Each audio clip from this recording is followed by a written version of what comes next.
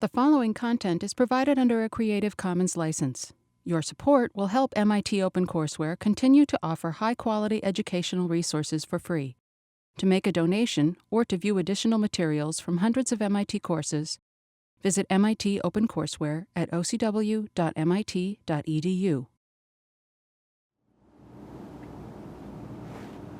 Do you think there's been any developments policy-wise that are helping the situation and that are making the situation better in any way in the recent years, or is it all going down, I guess? Is there?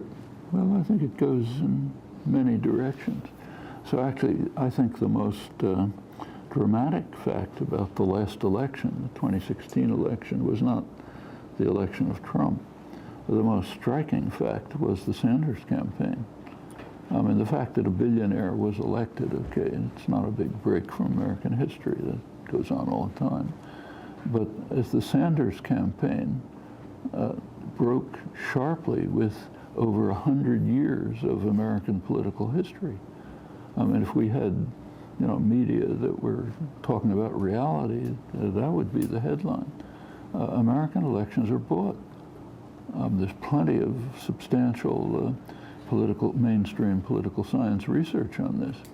If you look just at simple variables like, say, campaign funding, something as simple as that, the predictability of electability by campaign funding is literally almost a straight line. There's a recent study by Tom Ferguson over at UMass, one of the main scholars who works on this, who studied presidential elections. Have been shown for a long time, but there was the first main study of congressional elections. They went from 1980 to the present all over the country, simply asking what's the relation between campaign spending and electability, and it is literally a straight line. You just don't get results like that in the social sciences. The more campaign spending, the more you get elected. And that goes back well into the late 19th century. Actually, there's a famous campaign manager, Mark Hanna, back 1890s. He was asked once, what's the secret for running a successful election campaign? And he said, you have to have two things. The first one is money, and I can't remember the second one. That's American politics, literally, just with overwhelming near certainty. Well, all of a sudden you get a guy who's unknown, has no support from any of the sources of wealth, no support from the wealthy, no corporate support, dismissed by the media as ridiculous, very negative media campaign. He was basically unknown, even used a scare word, socialist. He would have won the Democratic Party nomination if it hadn't been for the Clinton-Obama shenanigans to keep the party from reflecting its popular constituency. That's an incredible break from history. And right now, incidentally, he's by far the most popular political figure in the country, way above anyone else.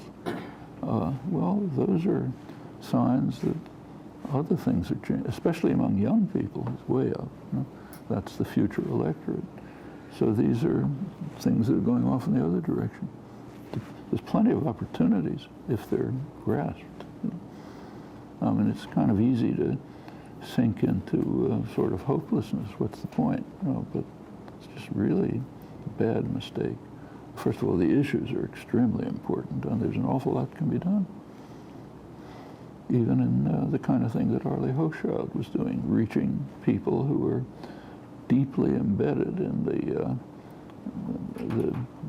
the ultra-red constituency, deeply religious, conservative, traditional, anti-government for the reasons that they see, which you can understand and can be changed.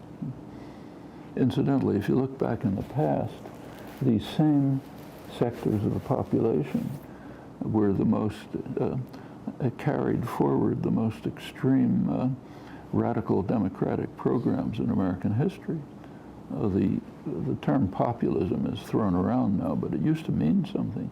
And the populist movement in the United States, which began with farmers in Texas and spread through the Midwest to Kansas and places like that, was a really powerful, radical democratic movement, linked up with the Knights of Labor, the main labor movement, whose slogan was that working people ought to own and run the factories. I mean, it was smashed by force finally, but this is by far the most real democratic movement in American history, maybe the world. And it comes out of the Texas and Kansas farmers, the same people. You know.